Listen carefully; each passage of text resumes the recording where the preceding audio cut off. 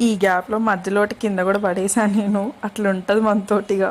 ఒక పని చేస్తున్నామంటే దానికి డబల్ పని ఏదో ఒకటి అవుతుంది ఖచ్చితంగా. నాకైతే ఖచ్చితంగా అవుతుందండి.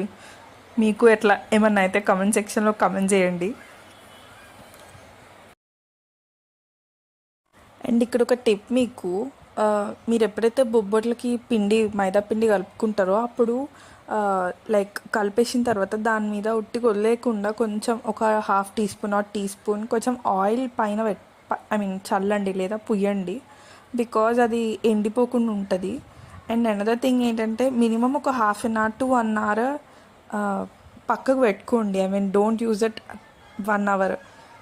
అప్పుడైతే కొంచెం మెత్తగా వస్తాయి బొబ్బట్లు, క్రిస్పీగా అవ్వవు.